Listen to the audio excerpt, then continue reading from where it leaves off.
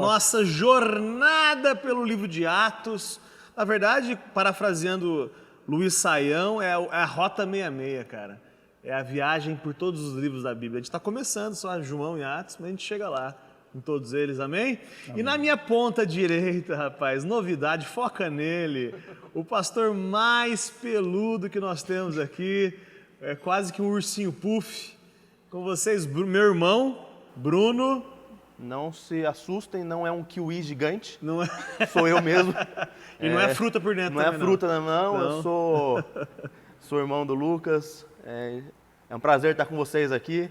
Eu creio que vai ser um momento muito bom para todos nós. Amém, vai ser divertidíssimo. E do lado esquerdo dele, ela, que está disponível no mercado ainda, Rayane, que nasceu em 1999, para assombro geral aqui nos bastidores quando a gente conversava. Rayane, tudo bem? Dá um oi aí para essa câmera aqui. Tudo bem? Oi, pessoal. Conhece Jesus há quanto tempo, Rayane? Desde que eu nasci. Brincadeira. É possível isso, Bruno? Teologicamente falando? A gente deixa para um assunto de churrasco aí, a gente bate um papo. Mas nasceu na igreja? Nasci na igreja. Legal. E teve, imagino que, momentos mais profundos ao longo da sua vida aí? Sim. Legal. Conhecimento, encontros. Legal, muito bacana.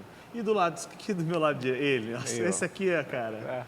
Eu não sei como é que te defino, rapaz. Difícil mesmo. É difícil. Olha, rapaz de difícil definição. Difícil definição. Ele mesmo, Ítalo Ferrari. Uma salva de palmas para o Ítalo Ferrari. Quebrar.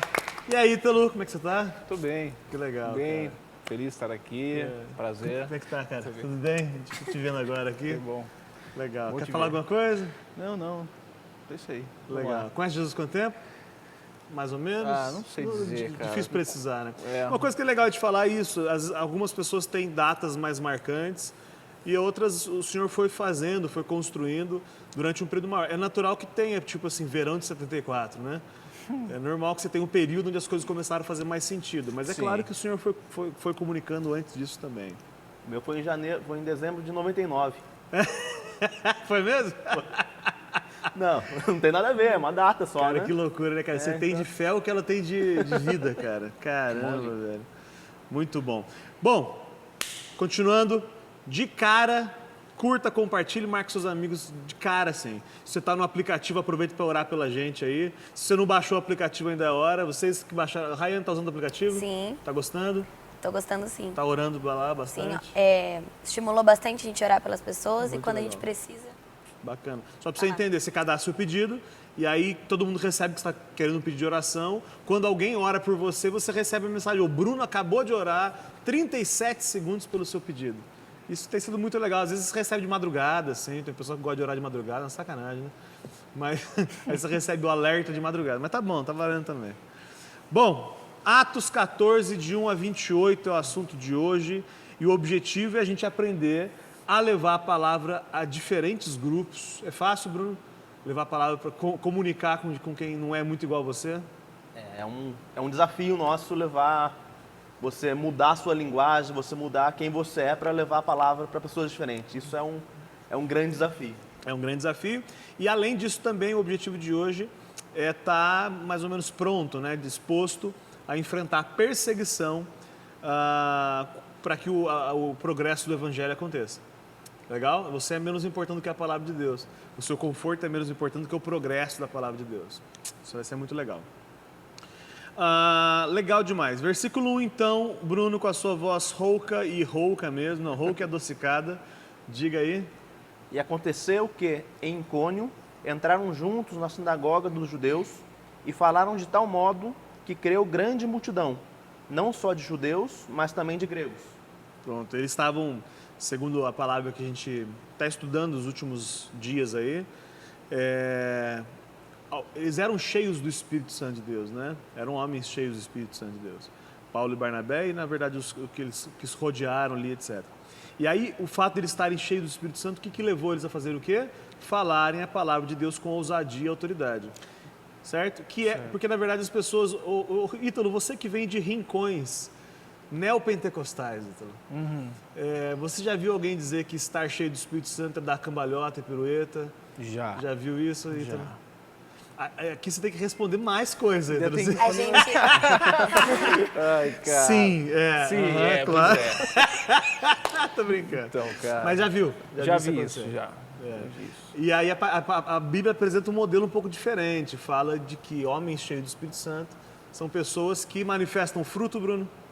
Sim, ser cheio do Espírito Santo não é manifestações do Espírito Santo, isso é muito bom, e manifestação é uma coisa, mas realmente uma árvore revela quem ela é pelo fruto e não por manifestações, né? Então, manifestação, nós queremos manifestações, mas o que realmente revela que se alguém é cheio ou não do Espírito Santo é ele revelar o fruto do Espírito.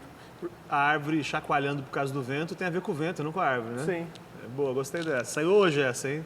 quentinha. Essa quentinha, que acabou de sair. Muito legal. Então, Jesus também era... Foi exemplo de Jesus em Mateus 7. Abre a gente aí, Rayane.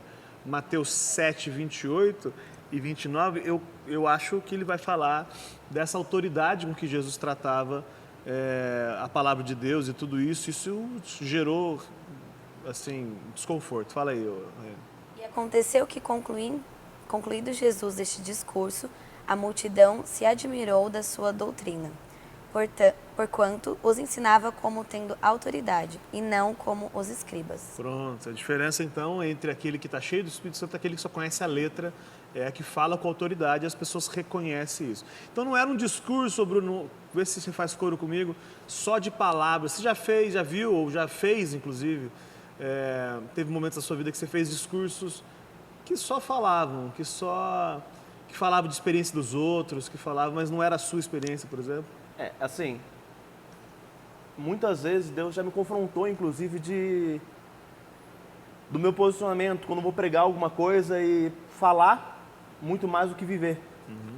E eu falei, inclusive, esse domingo, eu falei que um pastor, um líder de uma igreja, ele não tem que estar num púlpito, ele tem que estar no altar. A igreja não precisa de pastores ou de líderes em púlpitos, mas precisa deles em altar. Então, quando nós estamos no altar, aí sim nós revelamos uma vida cheia do Espírito Santo. Porque se a gente não estiver no altar, a gente pode falar, a gente pode conhecer toda a Bíblia e a gente só vai falar sem vazio, sem poder. Isso é importante pontuar que esse altar que você está dizendo não é também o palco da igreja. Sim. O Não. altar é metafísico, né? Metafísico, uma vida de sacrifício, uma vida de entrega.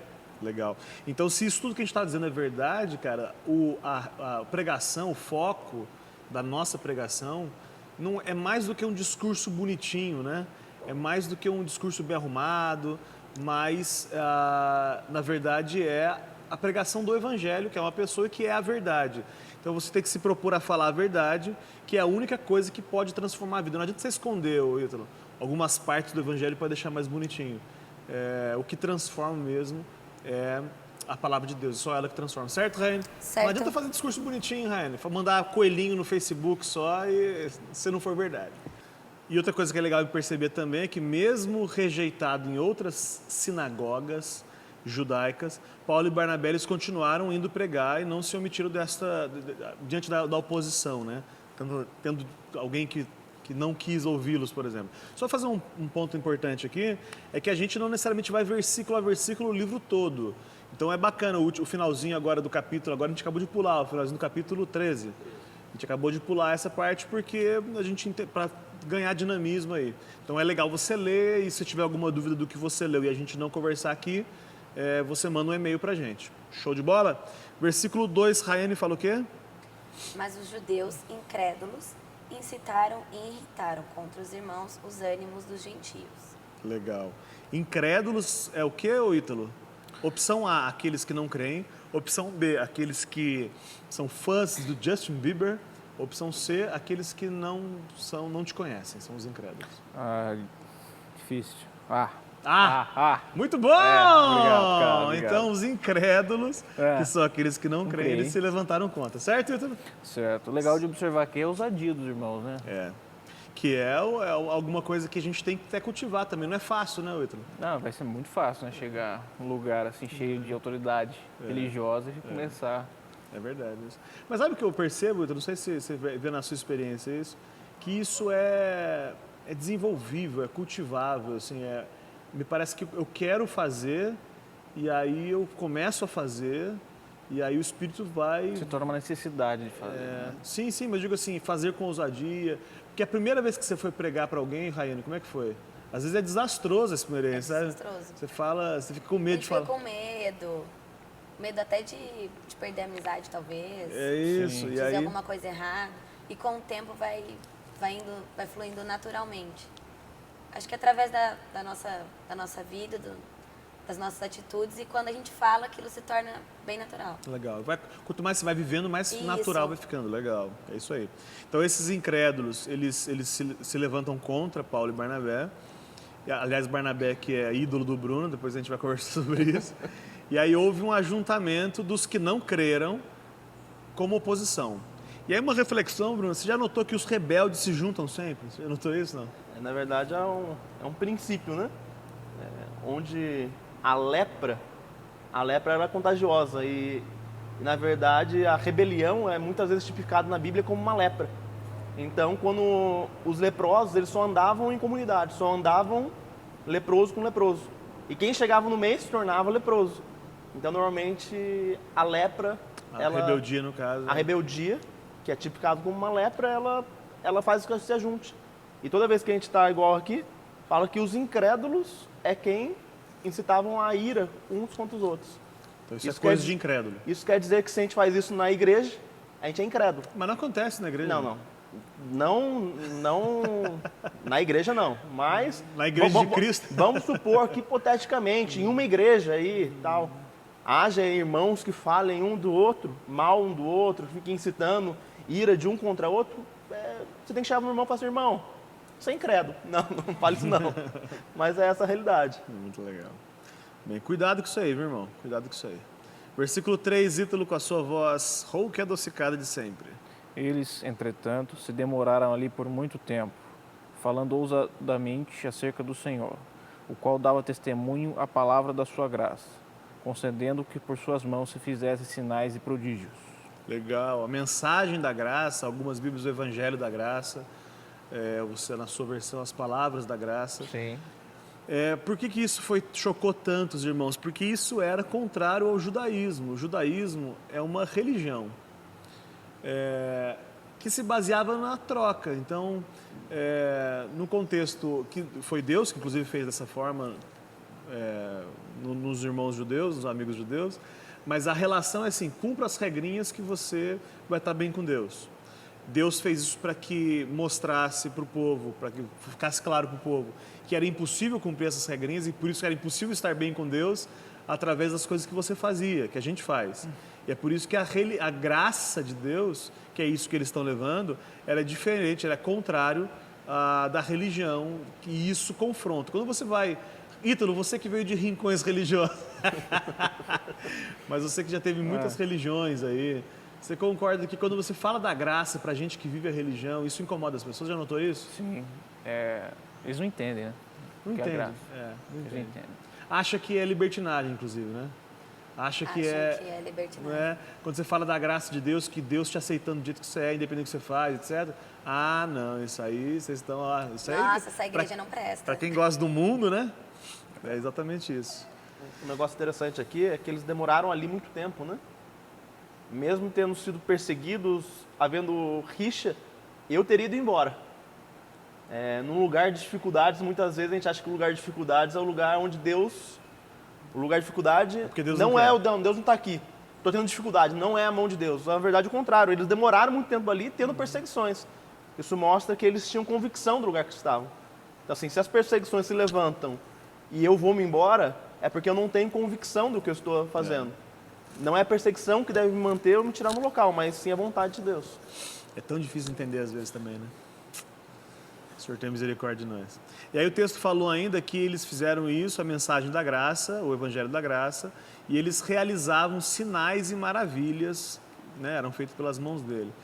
E sinais e prodígios, algumas versões, que está diretamente relacionado à ousadia que a gente falou e à intimidade com Deus. Não é o feiticeiro que detém o sobrenatural, mas é Deus fazendo através de irmãos sérios que se sujeitam a Deus. É isso mesmo, Bruno? Sim, e é interessante notar que eles faziam não como espetáculo, porque normalmente a feitiçaria, o espetáculo é isso. Mas isso não acontece hoje em dia também, né? Não. Não tem igreja. Na verdade, os sinais e prodígios, eles confirmavam a palavra. Eles não vieram para ser a base da palavra. A palavra era a base e aquilo simplesmente confirmavam o que eles estavam fazendo. O que se vê muitas vezes pessoas querendo mostrar sinais e maravilhas sem palavra. Isso aí não faz o mínimo sentido. Sinais e maravilhas só confirmam uma palavra. Sinais e maravilhas sem palavra é espetáculo. O sinal vem ratificar, né? Sim. Cura, tudo isso acontece enquanto pregamos a palavra. As pessoas são curadas, etc, etc. Mas isso não é o fim, né? Não precisa colocar uma faixa na frente da igreja, dia da cura, vem que você vai ser curado. E fica só nisso, fica só no... Inclusive, isso acaba afastando mais as pessoas de conhecerem a Deus de verdade. Quando ficam focando demais em Não, cura. porque daí acaba frustrando as pessoas e aí elas acabam não voltando mais para a igreja, não querem mais conhecer a Cristo. Porque venderam o peixe errado, né? Exatamente. Fala, vem para Jesus que você vai ganhar um monte de coisa. Você não ganha porque não necessariamente é a vontade de Jesus, aí você se frustra com Jesus. Isso é tenso. Versículo 4, Bruno. Mas dividiu-se o povo da cidade. Uns eram pelos judeus, outros pelos apóstolos. Olha que legal, cara. Nesse momento, os apóstolos, eles passam a não ser mais considerados judeus, né? Olha que interessante isso. Porque aí uns se levantam, uns a favor dos judeus e outros a favor dos apóstolos. É bem louco isso, né? Bem interessante, né? Os gregos, eles não se levantaram, somente os judeus se levantaram contra, que eram aqueles que pertenciam à religião, que estavam perdendo adeptos. Eles estavam perdendo adeptos pela pregação da graça, e aí eles ficam revoltados. Os gregos mesmo, que não tinham a religião judaica, pouco estavam se incomodando com isso, né? Um negócio que eu acho interessante aqui também é que fala que dividiu-se o povo da cidade. Não é por nada não, mas tinha só Paulo e Barnabé. Eles causaram uma divisão num povo, numa cidade inteira. Às vezes, no contexto que a gente não consegue nem trazer uma mudança na nossa escola, no nosso trabalho, no nosso... onde quer, na nossa família. Não trazem, as pessoas nem refletem Nem a respeito, refletem né? que eu tô ali. Paulo e Barnabé, que aliás, só um adendo aqui, Barnabé foi chamado de apóstolo, viu? Ó, só para fazer o adendo do meu Barnabé aqui. Entendi, só para... Mas a gente não traz muitas vezes essa modificação nos lugares que a gente está. As pessoas têm que ser impactadas, elas têm que falar, tem alguma coisa diferente de você. As pessoas têm que, no mínimo, se dividir quando a gente está lá. Muito legal. Versículos 5, 6 e 7, título diz o quê? E havendo motim, tanto dos gentios como dos judeus, juntamente com as suas autoridades, para os ultrajarem e apedrejarem. Eles, sabendo, fugiram para Listra e Derbe, cidades da Licaônia e a região circunvizinha, e ali pregaram o evangelho. Legal, então não adianta ter uma coragem inútil, né? De ficar muito... Você já viu que não dava mais, que já estava inútil estar ali, eles vazam e vão embora para outro lugar. Você falar alguma coisa? Não, na verdade é isso. Ficar enquanto Deus quer, mesmo que haja oposição. Mas ter a sabedoria de saber a hora de ir embora, né? Então, isso que eu ia falar, de limite. Você saber o limite para você insistir na pessoa até para não prejudicar, sei lá, o próprio evangelho. Que você começa a brigar com a pessoa. Tem pessoa que você briga, né? Tem um momento de tirar o pé, né? Tem momento de tirar o pé. Isso é só com a prática, né, cara? É. E depois a oração, né? Amém. Versículo 8, Rayane. E estava sentado em Listra, certo homem liso dos pés, coxo desde o ventre de sua mãe, o qual nunca tinha andado. Legal. Que tem as pernas totalmente atrofiadas, ele era coxo desde o ventre da mãe, então devia ser fininho, né? Só o ossinho ali. E aí eu acho que bacana a gente refletir, porque logo vai acontecer alguma coisa fantástica aqui, mas é bom refletir qual é a situação desse cara, né? Desse deficiente na época, no contexto da época. As limitações, ele era excluído da sociedade. Como é que você se sentiria, Ítalo, se você fosse esse cara? Porque esse cara não podia ir no templo, né? Ele não podia entrar no templo porque ele era considerado imundo. Você é um cara que não tinha inclusão, as calçadas não eram rebaixadas, tinha cadeira de roda, não sei quando que surgiu a cadeira de roda. Mas como é que seria a sua sensação de abandono? Cara, esse cara devia estar numa depressão profunda, né? Eu acho que sim. Desejando a morte.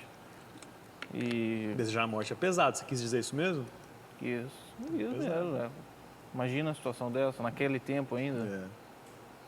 E aí o versículo 9, Bruno falou o quê? Esse homem ouviu falar de Paulo, que fixando nele os olhos e vendo que possuía fé para ser curado. Dá um pause aí. Importante deixar claro que fé não é uma característica do homem. A fé vem por ouvir a pregação do evangelho mesmo, que é o que estava sendo pregado lá. Então essa fé que Paulo viu nele não é uma coisa que ele nasceu com, nossa, que homem cheio de fé. A fé vem pelo ouvir, a capacidade de ouvir vem pela palavra de Deus, está em Romanos o quê? 10, 17. A fé vem pelo ouvir e a capacidade de ouvir vem pela palavra de Deus. Aí o texto fala que Paulo viu que o coxo tinha fé, quer dizer, parece um discernimento espiritual de Paulo bacana aí também, né? Não é uma coisa...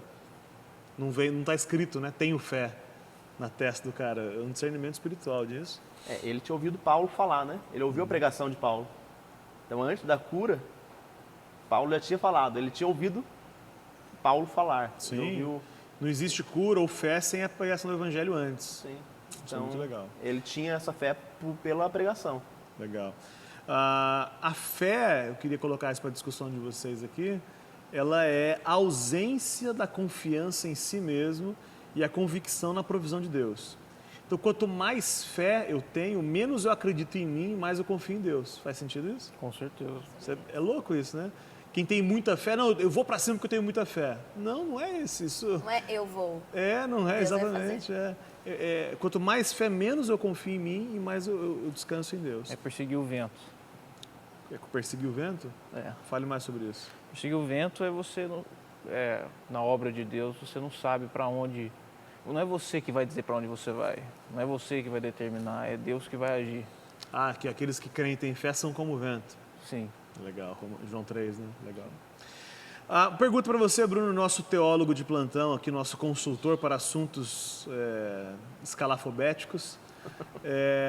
Existe caso na Bíblia também que as pessoas são curadas sem terem fé ou não? Sim. Ressurreição, por exemplo, de alguém, né? A ressurreição, você vê os 10 leprosos, você vê vários casos que não necessariamente a pessoa tinha fé para ser curada, não é um requisito a pessoa que está sendo curada ter fé. Sabe por que eu estou dizendo isso, cara? Porque existe uma maldade que é feita com as pessoas, dê todo o seu dinheiro que você vai ser curado. Aí, não fui curado porque você não teve fé. Não, é condicionar, sempre coloca condicional ao cara, porque daí a culpa é sempre da pessoa, né, cara? Na verdade, se for pegar a passagem bíblica, você vê Jesus, muitas vezes, o pai de um jovem que é endemoniado, falou, Senhor, me ajuda na minha falta de fé. Ele declarou que não tinha fé e o próprio Jesus falou assim, tudo bem. E curou o filho, expulsou o demônio e tudo mais. Isso mostra que, mesmo na falta de fé, Jesus agiria. Até mesmo por misericórdia, ele age, isso não impede a ação dele. E o que é legal é que Paulo, nesse contexto, Paulo também tem fé, porque Paulo declara agora no versículo próximo agora, eu já estou adiantando, mas é legal, ele fala assim, levanta. Então, assim, ele dá uma ordem com fé também. Então, a fé foi de todo mundo ali, né? Isso foi muito legal. Legal dizer também que a cura, o propósito dela, qual é, Bruno? Na verdade, se você for curado só pela cura, isso pode ter um significado de alguns anos. Mas a verdadeira cura é para revelar algo que Deus quer fazer em você, algo que Deus quer fazer em mim. Então, quando os sinais, prodígios, a cura, tudo que vem para testificar para a intimidade com Deus. Deus não nos dá a cura simplesmente pela cura. Ele nos dá a oportunidade de ter intimidade com Ele. E Ele faz um pacote completo também, né? Principalmente a glória dele, né? Sim. Não é o seu benefício da cura só, né? Não é só você que é beneficiado com a cura. Deus é glorificado na cura. Sim. Ele vai ser sempre o nome dele vai ser exaltado por tudo aquilo que ele fizer em nós e através de nós. Na verdade, nós devemos ser só um canal para que a glória dele se manifeste ao mundo. Seja pela cura, seja pela morte. Né? Às vezes a gente fala assim, não, Deus vai ser glorificado só pela cura. Às vezes eu conheci várias pessoas que foram glorificados em Deus através da sua morte. Lá em Romanos, lá em Hebreus, diz que alguns pela fé subjugaram um reino, foram vitoriosos em batalhas, outros pela fé foram cerrados ao meio. Então, ter fé não quer dizer que eu vou ser curado. Ter fé quer dizer que a glória de Deus vai se manifestar em mim. Aliás, seja pela morte, seja pela vida. Aliás, fantástico, a gente já participei de momentos como esse, em que a pessoa está morrendo, desculpa ser tão agressivo, está apodrecendo, mas está glorificando a Deus e Deus... Isso é muito louco, velho. Às vezes isso vai significar mais para a glória de Deus, isso do que a cura. E citando o Lincão, cara, que era um amado nosso que morreu ano passado, Ele disse assim, ele tinha ela, esclerose lateral amiotrófica. Ele disse, se eu for curado, vocês vão ver a glória de Deus. Agora, se eu não for curado, eu vou ver a glória de Deus. Então é uma convicção muito, muito louca. Uma outra coisa que é legal falar sobre cura ainda, cara, é que a gente sempre tem a tendência, porque a gente é meia boca, a gente tem a tendência de sempre quando vai orar pela cura de alguém, colocar assim, mas faça a sua vontade, Deus. E a vontade de Deus, como regra, é a cura. A gente é que fica com medo de ficar com a cara queimada, né? E aí fala assim, não, mas se for a sua vontade, você cura. A nossa oração deve ser com ousadia. Deus cura em nome de Jesus. Se ele não curar, é porque ele tinha um projeto para não cura. Mas que a regra é curar, a regra é curar. Você falar? Paulo, ele ora 3 vezes contra a cura de si mesmo, né? E quando Deus respondeu, falou assim, não, minha graça te basta. Enquanto Deus não me disser não para cura, a regra é o sim. Então, se Deus não disser que vai curar alguém, se ele falar assim, não vou curar, eu vou crer que ele vai curar até o último instante. Eu vou orar para que ele seja curado. Não se for a tua vontade, porque a vontade é a cura. A exceção é a não cura. É isso. Só que a gente diz que crê, mas não crê, ou crê, mas nem tanto. E aí, quando a gente vai orar, o Ítalo está doente, o Ítalo está com câncer, vai morrer. Fala assim, seja curado em nome de Jesus, contudo seja feita a sua vontade, Deus, e se não for a sua vontade, está tudo bem. Pode orar assim também, mas não pode ser isso para esconder a minha falta de convicção e falta de fé, né? Sim. Versículo 10, Bruno. Disse-lhe em alta voz, apruma-te direito sobre os pés. Ele saltou e andava. Caramba, cara. Então, humanamente falando, Paulo se arriscou, né? Porque se ele não andasse, o ministério naquele lugar de Paulo ali, ele estaria comprometido. Mas o Espírito nos leva a uma ousadia que não é humana, que não é comum, né? Legal também saber que ele não foi curado sozinho, o rapaz aqui, né? É uma ação da igreja necessária, né? Deus sempre usa, acho que você fala isso muito, Bruno, que Deus pode fazer de qualquer forma, mas ele tem como regra usar a igreja, né? Não faz do nada, ele usa a igreja sempre, não a igreja placa A ou B, a igreja de Cristo, aqueles que creem. Versículo 11, Rayane. E as multidões, vendo o que o Paulo fez, levantaram a sua voz, dizendo em língua licaônica, fizeram-se os deuses semelhantes aos homens. Caramba! E desceram até nós. Caramba! Exaltação deles não vinha da fé, porque eles acabaram dando crédito a Paulo e Barnabé. Eles não glorificaram a Deus, eles glorificaram Paulo e Barnabé. Os deuses desceram até nós em forma humana, que é uma afronta ao evangelho que nós conhecemos, que fala de Filipenses 2,5, que que Jesus, sendo Deus, não quis se manter Deus, mas se esvaziou e tomou a forma de homem. Então, eles, passando isso para homens, Paulo e Barnabé, eles estão, infelizmente, saindo totalmente fora do evangelho, totalmente fora do projeto de Deus. Alguém aqui já viu homens serem glorificados por curas, por exemplo? De darem mais glória ao homem do que a Deus, Bruno? Isso é muito comum, né? As pessoas querem, e hoje se construiu um estilo sacerdotal colocado como pessoas que são endeusadas, pessoas que são líderes venerados.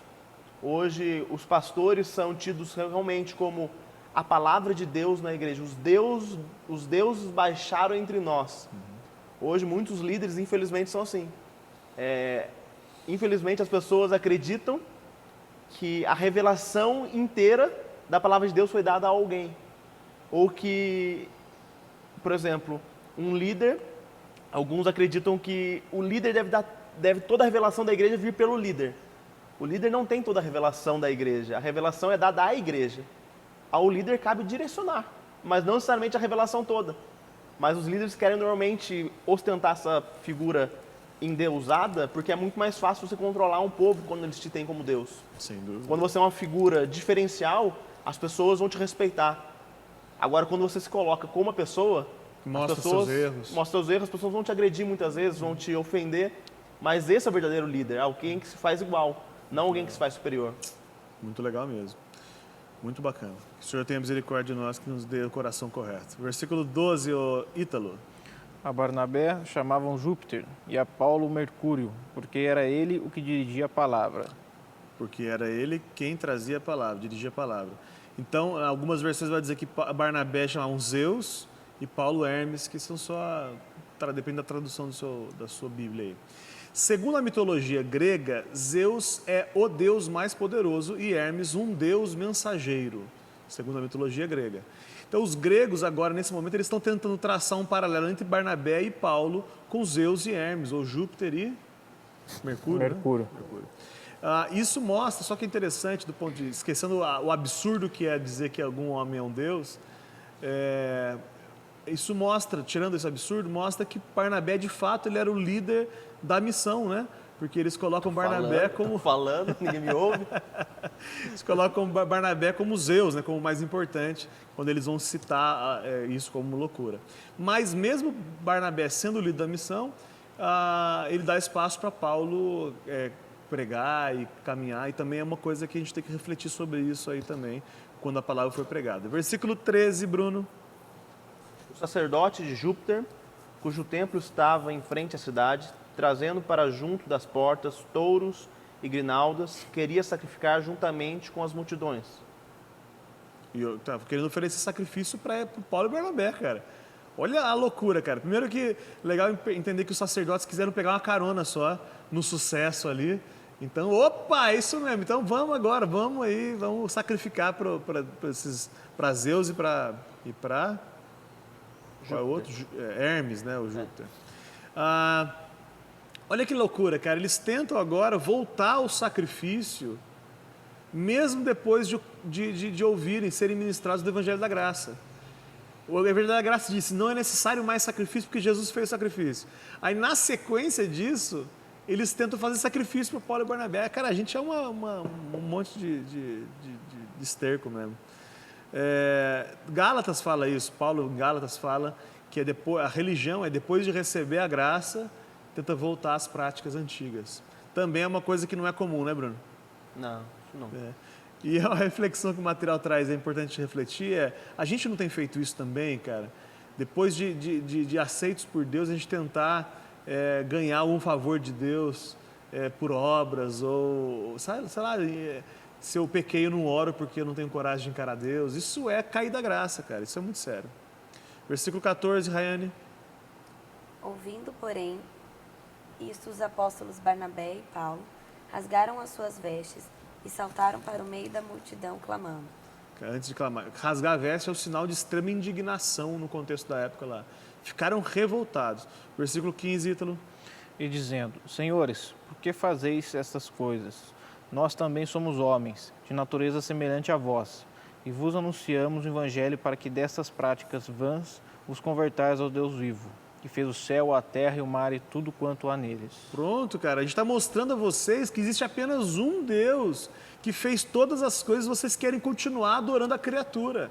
Eu estou dizendo que quem fez foi o Deus Power, o Deus, único Deus, e vocês querem continuar adorando a criatura que somos nós. Aí ele começa dizendo, nós somos humanos como vocês, que tem a ver com o que o Bruno disse, né? De mostrar erro, né? De o líder mostrar, dizer, eu sou igual a você. Fala. Na minha versão ainda tem uma parte escrita aqui, sujeitos às mesmas paixões. Então... É isso. E o líder tem que fazer isso, viu, líder cabeção? Se é que tem algum pastor que continua assistindo a gente ainda, que ainda não desistiu de ouvir a gente, mas aí você tem que se mostrar falhos, tem que se mostrar... Não se mostrar, mas revelar o que você é mesmo, limitado às mesmas paixões. O cara o irmão vem confessar um pecado, aí o pastor, nossa, que absurdo, cara, como é que você conseguiu fazer isso, né? Coisa meio Betinho, né? A gente tem um irmão querido que é pecador também, mas parece que não é, né? Que você vem falar para ele assim, cara, sabe aquele dia que você ficou irritado e você falou mais alto que o seu pai? Não, cara, que isso, não sei não, como é que é isso não, cara? Nosso Deus, Bruno. Nosso Deus, Bruno, que isso. Beijo, Betinho, queremos você aqui, hein, Betinho? Continuando no versículo 16, Ítalo, você? O qual nos tempos passados permitiu que todas as nações andassem nos seus próprios caminhos. Cara, o homem, ele é livre, Deus, ele está dizendo, ele está construindo quem é esse Deus que fez todas as coisas e que permitiu que os homens andassem nos seus próprios caminhos, que é a liberdade que Deus dá ao homem. E aí vale pensar e refletir que o homem, ele é livre na medida em que Deus permite que ele seja livre. Então Deus permitiu, não foi isso que você leu agora, Ítalo? Sim. Deus permitiu.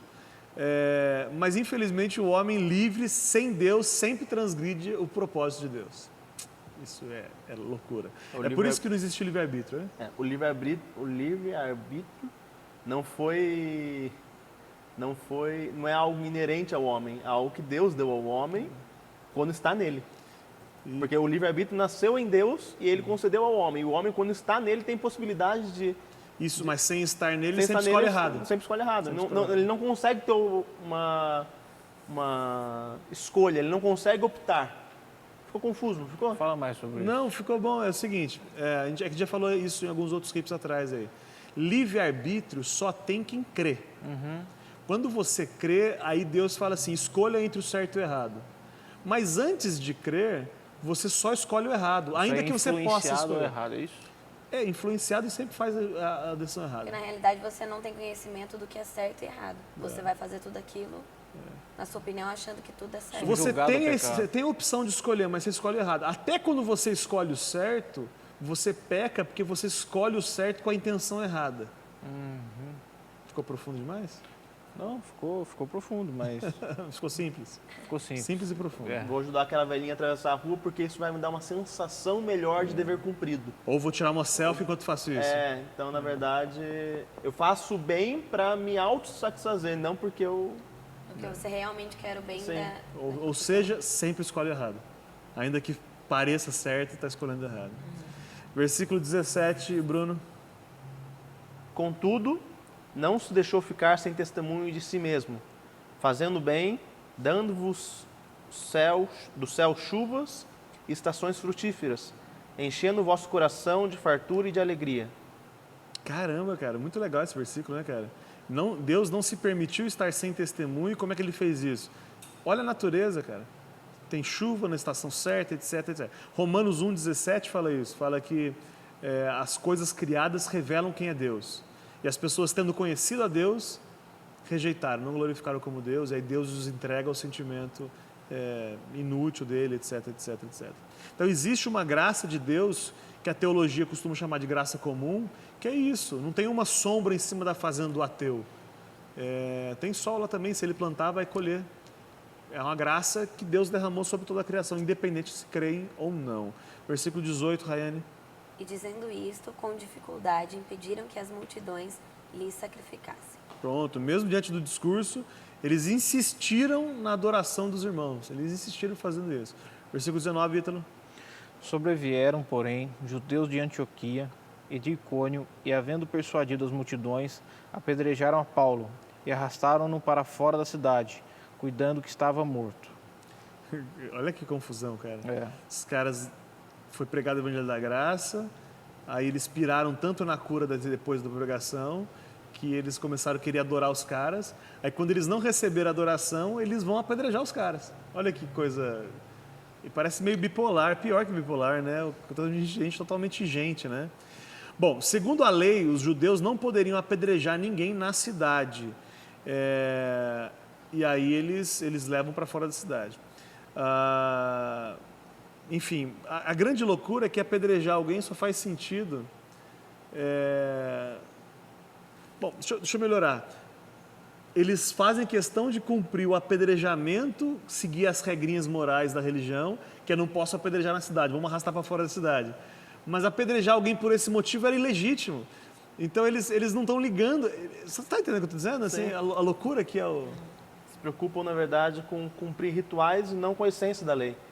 Na verdade, você vê que muitas vezes as pessoas que hoje são as pessoas que querem nos apedrejar, são as pessoas que há um tempo atrás eram as que nos adoravam. Assim, as pessoas que os seus piores inimigos, possivelmente, são os seus melhores amigos de dias anteriores. Sem dúvida, é verdade. Assim, mas, infelizmente, quando você rejeita a adoração, você rejeita ser o Deus do local, as pessoas vão te apedrejar. Quando você traz o evangelho genuíno, pessoas vão te deixar. Isso é a promessa de Jesus que disse.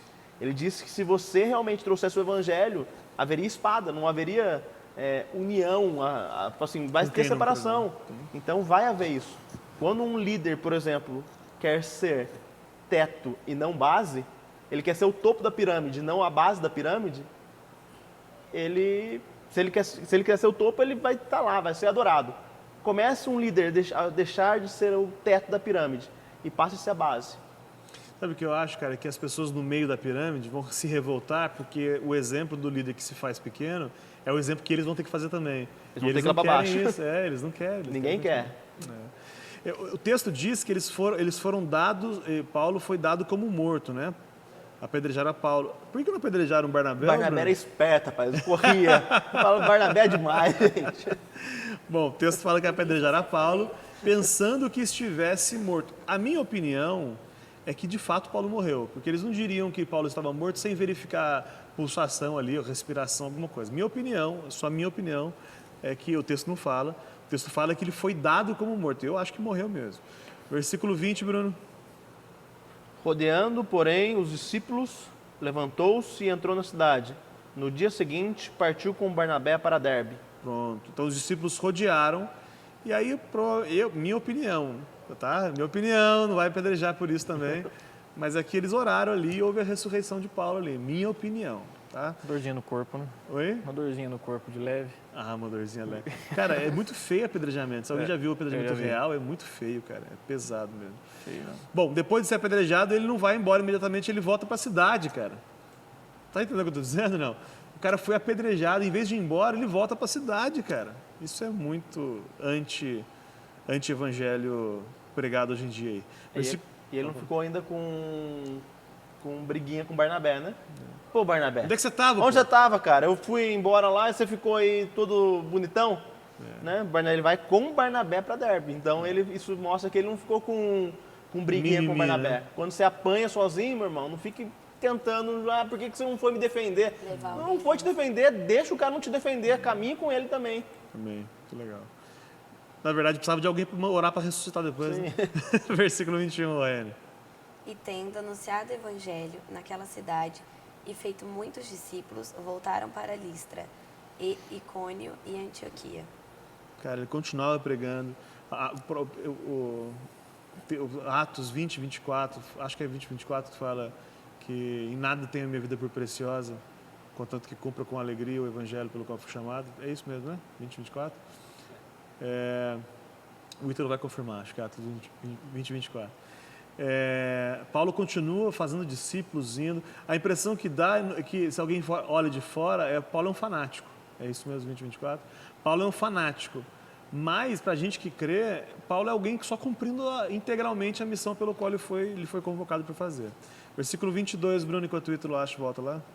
Fortalecendo a alma dos discípulos, exortava-os a permanecer firmes na fé, e mostrando que através de muitas tribulações nos importa entrar no reino de Deus. Caramba, Esse cara. é pesado, Então, hein? pesado, cara. Pesado, é. A tribulação faz parte da vida dos cristãos, os quais não devem se espantar com isso. 1 Pedro 4,12 vai falar isso também, se você quiser ler depois, 12 a 16. A perseguição, a tribulação, o problema faz parte da nossa experiência humana e ela contribui demais para o forjar do caráter de Jesus em nós. Versículo 23, Ítalo.